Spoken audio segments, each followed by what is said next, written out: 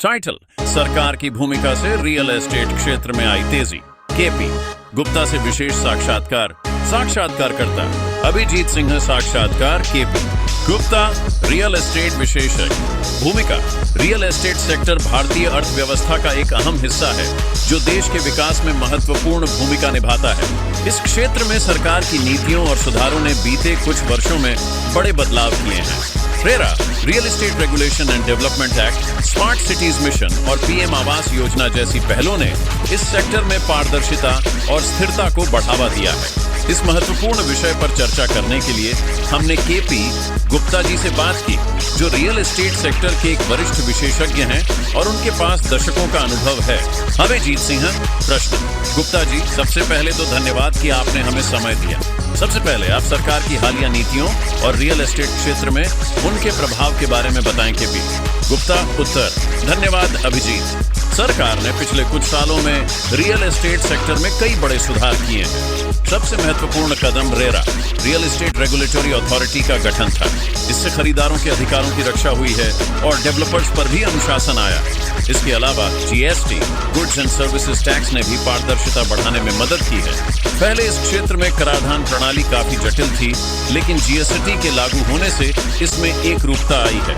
ये सारे कदम real estate में विश्वास को बढ़ाने वाले रहे हैं और निवेश को प्रोत्साहित कर रहे हैं। अभिजीत सिंह प्रश्न: रेरा को लेकर डेवलपर्स के बीच भी कुछ चिंताएं रही हैं, जैसे कि इससे निर्माण प्रक्रिया में देरी हो रही है। चाक इंडिया डीए, आपका इस पर क्या कहना है? केपी गुप्ता उत्तर: यह सही है कि रेरा की शुरुआत में कुछ डेवलपर्स को चुनौतियों का सामना करना पड़ा, लेकिन हमें यह समझना चाहिए कि रेरा का मुख्य उद्देश्य खरीदारों की सुरक्षा करना है।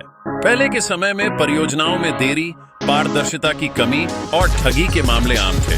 रेरा ने इन समस्याओं पर लगाम लगाई है। हाँ, शुरुआती समय में कागजी कार्यवाही और नियमों के पालन में कठिनाई जरूर आई, लेकिन अब ज्यादातर डेवलपर्स इसके अनुकूल हो गए हैं। इससे न केवल खरीदारों का भरोसा बढ़ा है, बल्कि रियल एस्टेट सेक्टर में व्यवस्थित विकास भी हो रहा है। अभिजीत सिंह प्रश्न: स्मार्ट सिटीज मिशन और पीएम आवास योजना जैसी सरकारी योजनाओं का रियल एस्टेट पर क्या प्रभाव पड़ा है? केपी गुप्ता उत्तर: स्मार्ट सिटीज मिशन और प्रधानमंत्री आवास योजना ने रियल एस्टेट क्षेत्र को नई ऊंचाइयों पर पहुंचाया है। स्मार्ट सिटीज मिशन के तहत शहरों में बेहतर इंफ्रास्ट्रक्चर, तकनीकी सुधार और सतत विकास को बढ़ावा दिया जा रहा है।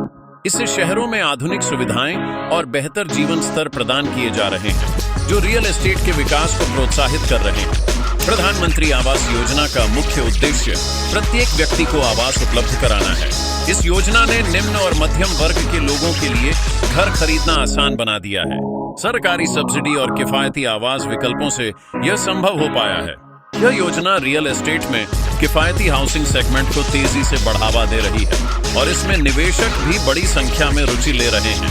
अभिजीत सिंह प्रश्न: सरकार की नीतियों से किस तरह की चुनौतियों का सामना करना पड़ता है और डेवलपर्स के लिए इसका क्या मतलब है? केपी गुप्ता उत्तर: सरकार की नीतियों का सकारात्मक प्रभाव तो है, लेकिन डेवलपर्स के सामने कुछ चुनौतियां भी हैं। सबसे बड़ी चुनौती नियामकीय प्रक्रियाओं की जटिलता है। रेरा और अन्य नियमों का पालन करने के लिए डेवलपर्स को अतिरिक्त समय और संसाधनों की आवश्यकता होती है। इसके अलावा भूमि अधिग्रहण और अन्य अनुमति प्राप्त करने की प्रक्रिया भी काफी धीमी हो सकती है। लेकिन यह ध्यान रखना जरूरी है कि इन चुनौतियों के बावजूद इन नीतियों का दीर्घकालिक लाभ है। जैसे जैसे डेवलपर्स इन नियमों का पालन करने के आदी हो रहे हैं, वैसे वैसे रियल एस्टेट क्षेत्र में स्थिरता और विश्वास बढ़ रहा है। अभिजीत सिंह प्रश्न: क्या आपको लगता है कि सरकार की मदद से भारत का रियल एस्टेट सेक्टर वैश्विक स्तर पर प्रतिस्पर्धा कर सकता है? केपी गुप्ता उत्तर: बिल्कुल, सरकार की नीतियों ने हमारे रियल एस्टेट सेक्टर को एक मजबूत आधार दिया है। अगर हम वैश्विक स्तर पर देखें तो भारत में संपत्ति की कीमतें अभी भी कई देशों के मुकाबले कम हैं और यहाँ का रियल एस्टेट बाजार तेजी से बढ़ रहा है। विदेशी निवेशक भी अब भारत के रियल एस्टेट में रुचि दिखा रहे हैं, विशेष रूप से वाणिज्यिक और किफायती हाउसिंग क्षेत्रों में। सरकार ने एफडीआई, फॉरेन डायरेक्ट इन्वेस्टमेंट को प्रोत्साहित करके इस क्षेत्र में और भी संभावनाएं खोली हैं। इसके अलावा डिजिटल इंडिया और स्मार्ट सिटीज जैसी पहलें भी भारत के रियल एस्टेट सेक्टर को आधुनिक और प्रतिस्पर्धी बना रही हैं। अगर ये नीतियां इसी तरह जारी रहती हैं, तो निश्चित रूप से भारत का रियल एस्टेट वैश्विक स्तर पर अपनी पहचान बनाएगा। अभिजीत सिंह, प्रश्न, रियल एस्टेट क्षेत्र में टिकाऊ विकास, सस्टेनेबल डेवलपमेंट को लेकर आपकी क्या राय है? सरकार की इसमें क्या भूमिका हो सकती है? केपी गुप्ता, उत्तर, टिकाऊ विकास आज के दौर की सबसे बड़ी जरूरत है और रियल एस्टेट क्षेत्र भी इससे अछूता नहीं है। सरकार ने हरित भवन, ग्रीन बिल्डिंग्स और ऊर्जा दक्षता के मानकों को बढ़ावा देने के लिए कई पहलें की हैं। स्मार्ट सिटीज मिशन के तहत पर्यावरण को ध्यान में रखते हुए शहरों का विकास हो रहा है, जहां ऊर्जा, जल और संसाधनों के उचित उपयोग पर ध्यान दिया जा रहा है।